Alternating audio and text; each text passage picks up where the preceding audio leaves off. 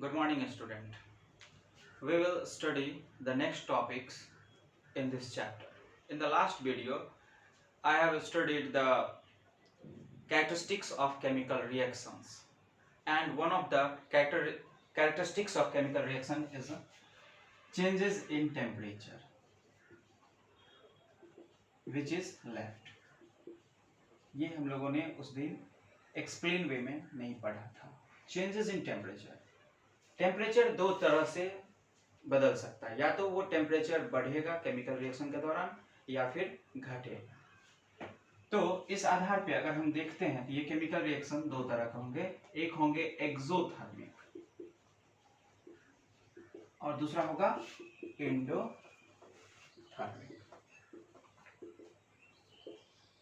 अब आप देखिए एक्सोथर्मिक में क्या होता है कि एनर्जी रिलीज होता है, एनर्जी रिलीज होता है.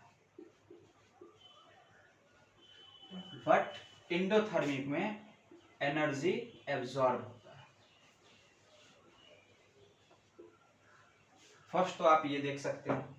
दूसरा, एक्सोथर्मिक में एनर्जी को प्लस करके प्लस एनर्जी दिखाया जाता है. किस साइड में? प्रोडक्ट साइड में.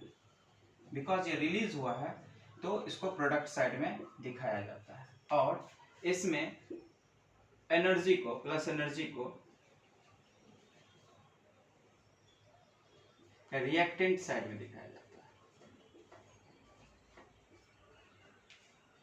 और उसके बाद अगर आप देखते हैं तो कुछ रिएक्शन जो लिखता है वो कैसे लिखता है वो देखिए. रिएक्टेंट है, गया एरो, प्रोडक्ट जो भी बना, आप प्लस एनर्जी. कुछ इस तरह का इसका स्केलेटन होता है, स्ट्रक्चर होता है इस केमिकल रिएक्शन का.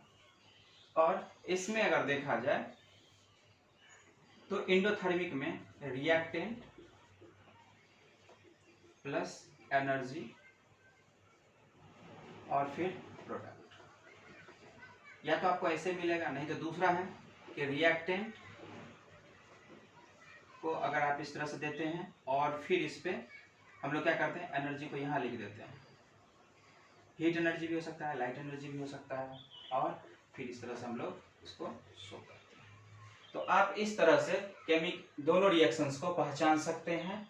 जो एक्सोथर्मिक रिएक्शन होगा उसका स्ट्रक्चर इस तरह से होगा, और जो एंडोथर्मिक रिएक्शन होगा उसका स्ट्रक्चर इसमें या इसमें, दोनों में से किसी भी एक फॉर्म में हो सकता है. आप इसको इजिली फाइंड कर सकते हैं. दूसरा बात कि आप इसको फील कैसे कीजिएगा, तो हमने आपको बताया कि यहाँ पे एनर्जी रिलीज होगा, चाहे वो कोई किसी भी प्रकार का एनर्जी हो, हीट एनर्जी हो, लाइट एनर्जी हो, या फिर अदर फॉर्म्स ऑफ एनर्जी हो. तो रिलीज मतलब बाहर निकलना. तो उस केस में ये चीज है. जैसे कि हम आपको एक सिंपल सा बताते हैं. चूना को जब आप पानी में देते हैं तो उसके बाद आप उस कंटेनर को टच करके देखना, तो आपको लगेगा क्या ना कि वो गर्म हो गया है. और in this case this is exothermic reaction because heat energy is released. In the same way आप एंडोथर्मिक को देख सकते हैं.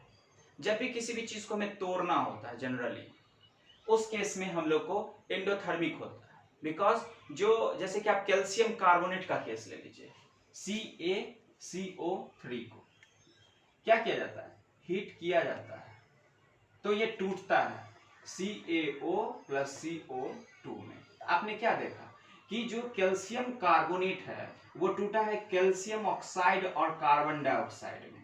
तो इसके लिए उसको तोड़ने में जो मदद किया है वो है हीट. तो हीट एनर्जी इसने एब्जॉर्ब किया, फिर इसे तोड़ के दिया है.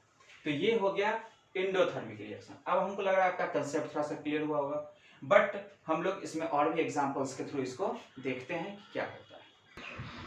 Now we will see the exothermic reaction in detail. Exothermic reaction.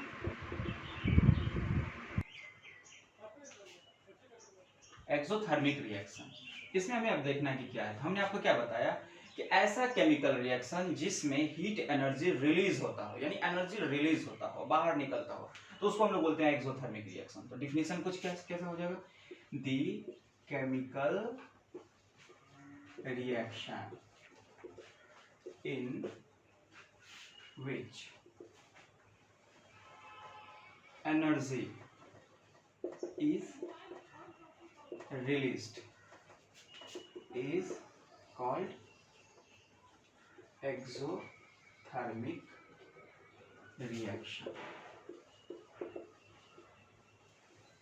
For example,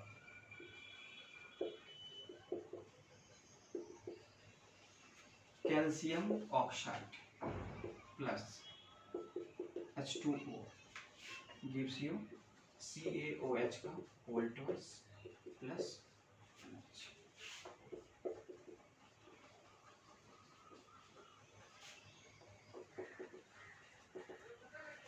अभी आपने देखा कि ये क्या है, कैल्शियम ऑक्साइड, और आपने उसमें क्या मिलाया, वाटर, पानी, फिर आपको मिला क्या, कैल्शियम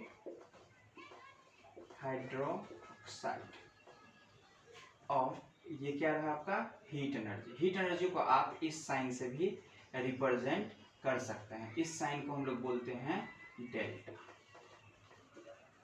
इस साइन से हम लोग हीट एनर्जी को रिप्रेजेंट करते हैं और इसको हम लोग बोलते हैं डेल्टा। इस बात को थोड़ा सा ध्यान रखिएगा, आपको सिंबॉलिक फॉर्म में, इसी ट्रायंगल के फॉर्म में आपको मिलेगा, तो वो उसको हम लोग डेल्टा के नाम से जानते हैं सिंबल को, बट ये हीट एनर्जी को रिप्रेजेंट करता है। और ये जो कैल्शियम हाइड्रोक्साइड है, इसका दूसरा नाम आपको मिलेगा स्लैग्ड लाइन।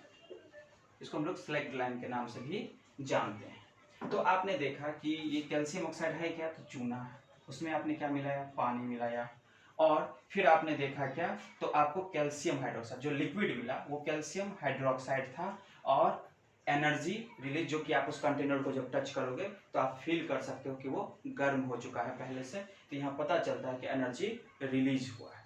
ओके, अब हम लोग जो है एक दूसरा एग्जांपल देखते हैं जिंक का, और H2SO4, ये क्या है, जिंक है, और ये क्या है, सल्फ्यूरिक एसिड है, ठीक है। और जब आप इसमें देखते हैं तो आपको क्या मिलेगा, ZnSO4, यानी क्या है, ये जिंक सल्फेट है।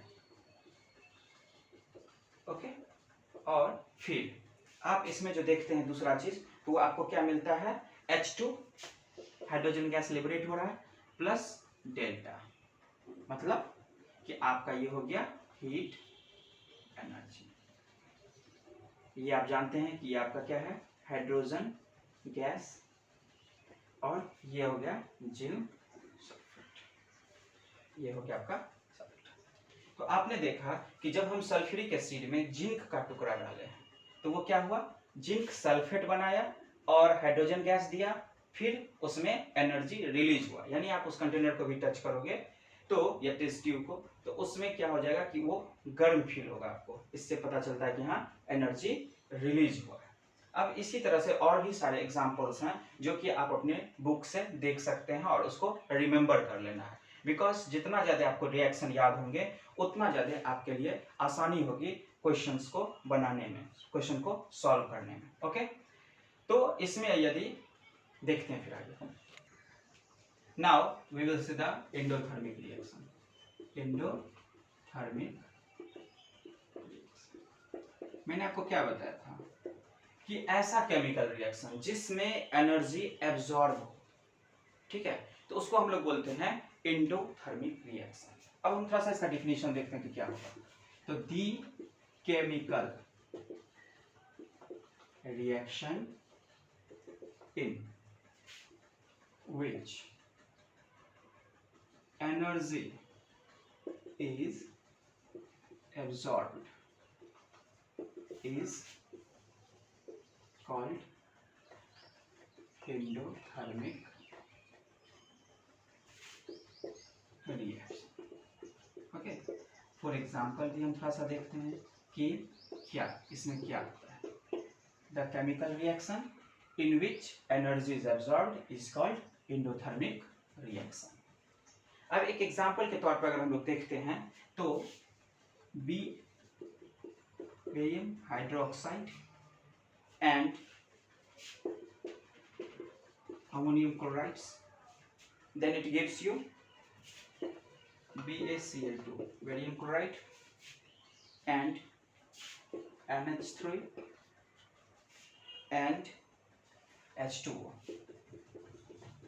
ओके, और यहाँ पे हमने क्या दिया, हीट दिया। हमने आपको बताया था या तो आप इस एरो के ऊपर दोगे, तो वो भी चीज आपको याद आ रहा होगा कि हमने एरो के ऊपर हीट एनर्जी लिखा था, और या फिर आप इसी को दूसरे तरीके से भी दिखा सकते थे, जैसे बेरियम ऑक्साइड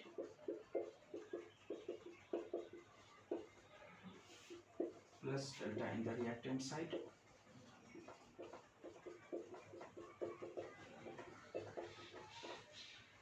ये दोनों ही फॉर्म सही है। इसमें हमने क्या किया, रिएक्टेंट साइड में लिख दिया और इसमें एरो के ऊपर लिखा, बट ये दोनों ही फॉर्म सही है। ये इंडोथर्मिक रिएक्शंस को शो करता है। अब आपको इंडोथर्मिक एक्सोथर्मिक के बीच में डिफरेंस समझ आ गया होगा, आप कैसे इस रिएक्शंस को पहचानिएगा ये समझ आ गया होगा। अब हम आपको थोड़ा सा दो क्वेश्चन पूछते हैं कि why respiration is an exothermic reaction, whether the photosynthesis is an endothermic reaction। सोचिए इसका क्यों, कि फोटोसिंथेसिस को हम लोग इंडोथर्मिक रिएक्शन बोलते हैं और रेस्पिरेशन को हम लोग एक्सोथर्मिक रिएक्शन बोलते हैं। थोड़ा सा सोचिए कि क्या होगा, फिर हम अभी आपको डिस्कस करते हैं कि आखिर हम क्यों करते हैं। Okay okay, why respiration is called an exothermic reaction. अभी मैंने आपको बताया था कि रेस्पिरेशन को हम एक्सोथर्मिक रिएक्शन बोलते हैं, लेकिन क्यों बोलते हैं ये अब समझिए कि जो हम लोग रेस्पिरेशन में क्या होता है, ऑक्सीजन लेते हैं, सांस लेते हैं, तो जो हमारे अंदर डाइजेस्टेड फूड होता है वो डिकम्पोज होता है और उससे एनर्जी रिलीज होता है, यानी वो बर्न होता है हमारी बॉडी के अंदर। रेस्पिरेशन के दौरान क्या होता है कि जो मेरा डाइजेस्टेड फूड है वो हमारी बॉडी के अंदर बर्न होता है और उस डाइजेस्टेड फूड से फिर क्या होता है, एनर्जी रिलीज होता है, जिसकी वजह से हम लोग काम कर पाते हैं। और इसीलिए हम लोग इसको बोलते हैं रेस्पिरेशन को कि एक्सोथर्मिक है। बिकॉज आप जानते हो कि एक्सोथर्मिक आप किसको बोलते हो, जिसमें एनर्जी रिलीज होता है। अगर एनर्जी किसी भी रिएक्शन में रिलीज होगा तो आप तुरंत बता दोगे कि वो एक्सोथर्मिक रिएक्शन है। और आपने यहाँ पे भी देखा कि रेस्पिरेशन के दौरान, क्योंकि रेस्पिरेशन वो प्रोसेस ही होता है जो जिसमें कि खाना, जो भी हम डाइजेस्टेड फूड होता है, जो भी हम खाना खाते हैं वो जो डाइजेस्टेड होता है, उसको ऑक्सीजन के प्रेजेंट में वो बर्न होता है और उससे एनर्जी रिलीज होता है, जिसकी वजह से हम बहुत सारे काम को कर पाते हैं। इसीलिए हम लोग रेस्पिरेशन को क्या बोलते हैं कि एक्सोथर्मिक रिएक्शन है। सो अब इस चीज में देखिए तो हम लोग क्या बताएंगे कि respiration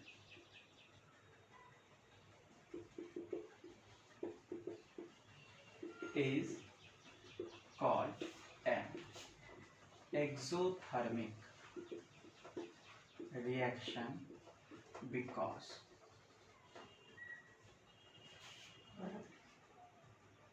in this process energy is released from the digested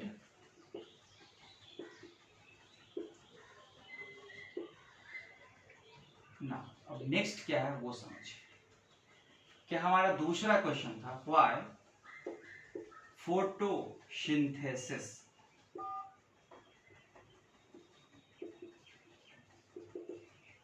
is called an endothermic reaction, है ना, कि हम लोग फोटोसिंथेसिस को इंडोथर्मिक रिएक्शन क्यों बोलते हैं। ठीक, इंडोथर्मिक को तो आप जानते हो कि इंडोथर्मिक क्या है, जिसमें एनर्जी एब्सॉर्ब, ऐसा केमिकल रिएक्शन जिसमें एनर्जी क्या हो, एब्सॉर्ब। ठीक, दूसरा बात जानना है फोटोसिंथेसिस किसे कहते हैं। आप सब जानते हैं कि फोटोसिंथेसिस क्या है।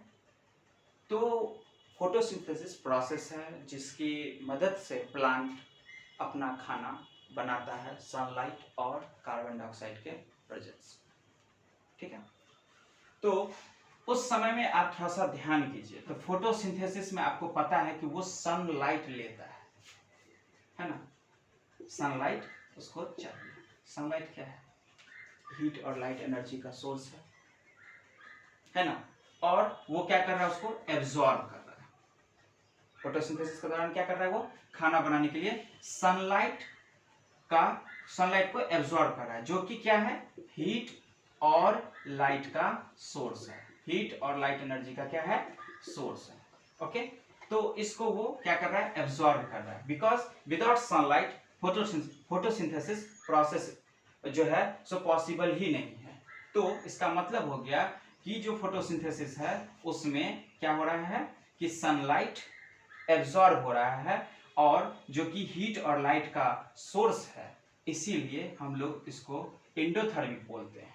ओके, तो खाना बनाने के लिए जो प्लांट इस्तेमाल करता है प्रोसेस, जो कि फोटोसिंथेसिस है, और इसको हम लोग एंडोथर्मिक इसलिए बोलते हैं बिकॉज प्लांट खाना बनाने के लिए सनलाइट को एब्जॉर्ब करता है, और सनलाइट हीट और लाइट का सोर्स है, इसीलिए हम लोग इसको बोलते हैं। तो हम लोग इसका आंसर क्या लिखेंगे कि photosynthesis is called an endothermic reaction because in this process plant absorb sunlight to make their food,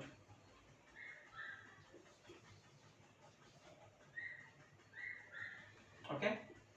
अपना खाना बनाने के लिए क्या करते हैं?